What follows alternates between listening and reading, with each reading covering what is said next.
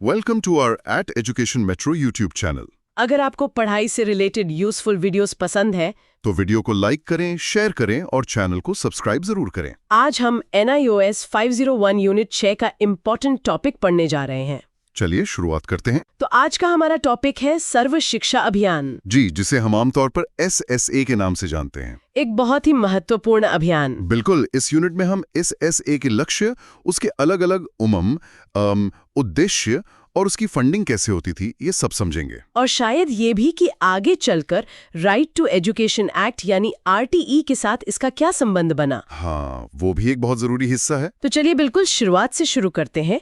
SSA का परिचय, इसकी सबसे बुनियादी सोच क्या थी? देखिए, SSA की जो सबसे बुनियादी सोच थी वो ये थी कि शिक्षा में स्थानीय जनता और समुदाय को जोड़ा जाए, मतलब कम्युनिटी पार्टिसिपेशन। एग्जैक्टली, समुदाय का सहयोग ही SSA का आप कह सकते हैं मूल मंत्र था। इसीलिए समुदाय को इसकी रीढ़ की हड्डी या बैकबोन भी कहा गया है। अच्छा, तो इसके दो मुख्य पहलू थे, जैसा कि नोट्स में लिखा है। जी। एक तरफ तो इसका लक्ष्य था कि 6 से 14 साल के सभी बच्चों को उपयोगी और संगत शिक्षा मिले। और दूसरी तरफ एक बहुत बड़ा उद्देश्य था भेदभाव को खत्म करना। हर तरह का भेदभाव। हाँ, चाहे वो सामाजिक हो या जेंडर बेस्ड यानी लिंग संबंधी हो। यहाँ एक शब्द आया है, उपयोगी और संगत शिक्षा। इसका क्या मतलब है SSA के संदर्भ में? ये बहुत अच्छा सवाल है। SSA ने साफ कहा कि देखिए, शिक्षा का मतलब सिर्फ रट्टा मारना नहीं है या सिर्फ किताबी ज्ञान ले लेना। बिल्कुल, ये गलत तरीका है। सही तरीका है कि बच्चे अपने प्राकृतिक वातावरण में सीखें। ओके, उनकी जो मानव क्षमताएं हैं उनका विकास हो, स्पिरिचुअल भी और मटेरियल भी, और मूल्य आधारित शिक्षा हो, जैसे एक दूसरे की मदद करना। जी, मतलब शिक्षा ऐसी हो जो बच्चे को उसके माहौल से जोड़े, तोड़े नहीं।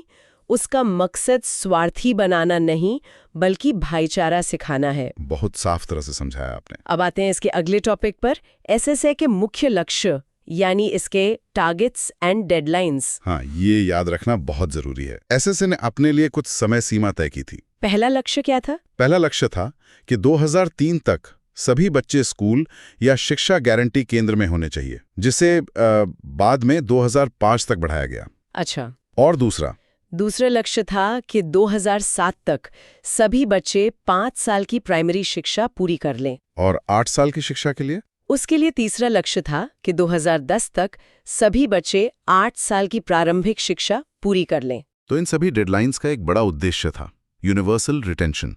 इसका क्या मतलब है? यूनिवर्सल रिटेंशन यानी सार्वत्रिक अवधारणा। इसका सीधा सा मतलब था कि बच्चे स्कूल में आए भी और टिके भी रहें। सिर्फ नाम लिखवाना काफी नहीं है। सही बात है। अब इतने बड़े लक्ष्यों को पूरा करने के लिए कुछ स्ट्रैटेजीज भी बनाई गई होंगी। जी बिल्कुल, मुख्य तौर पर 3 तरह की स्ट्रैटेजीज थीं। पहली क्या थी? पहली थी संस्थागत सुधार यानी इंस्टीट्यूशनल रिफॉर्म्स। इसका मतलब था कि जो शैक्षिक प्रशासन है उसमें सुधार लाया जाए।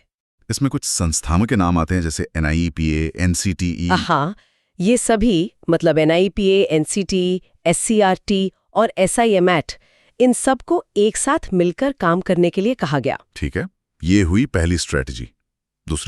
दूसरी थी सतत वित्त पोषण यानी सस्टेनेबल फाइनेंसिंग। जी, इसका मतलब है कि स्कूलों को लगातार फंड और ग्रांट्स मिलती रहे ताकि उनका काम ठीक से चलता रहे। और तीसरी स्ट्रैटेजी? वो थी समुदाय का स्वामित्व या कम्युनिटी ओनरशिप।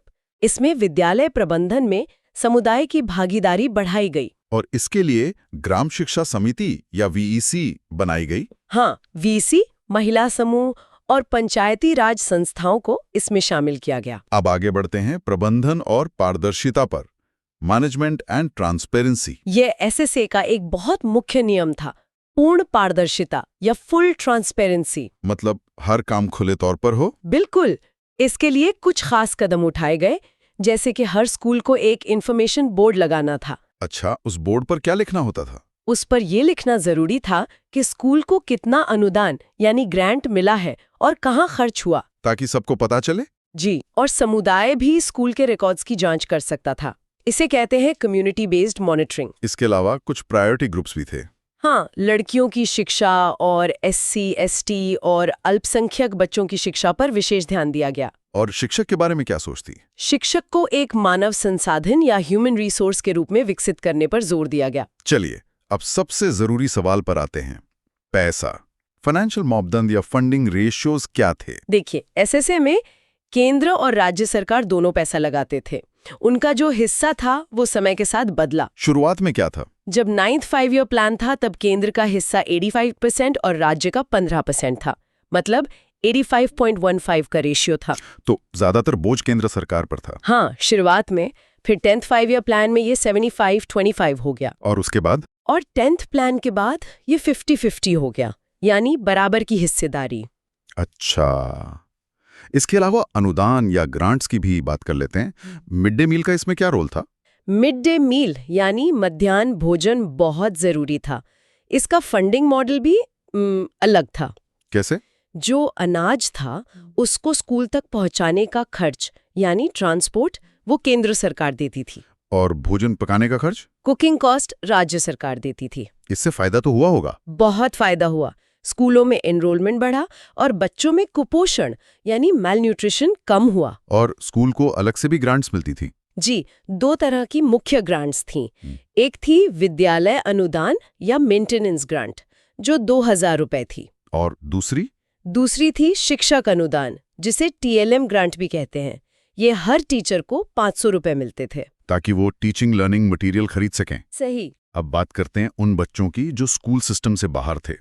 उनके लिए नवाचारी शिक्षा का कॉन्सेप्ट लाया गया। हाँ, इनोवेटिव एजुकेशन। इसका मकसद था ऐसे बच्चों को मुख्य धारा यानी मेन स्ट्रीम में लाना। इसके लिए क्या कदम उठाए गए?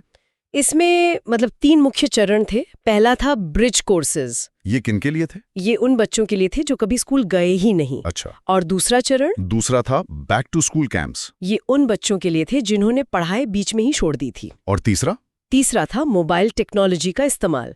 टेक्नोलॉजी को एक कैटलिस्ट या उत्प्रेरक के रूप में यूज किया गया ताकि सीखने की प्रक्रिया बेहतर हो। इसी से जुड़ा हुआ अगला टॉपिक है दूरस्थ शिक्षा कार्यक्रम यानी डिस्टेंस एजुकेशन प्रोग्राम। जी।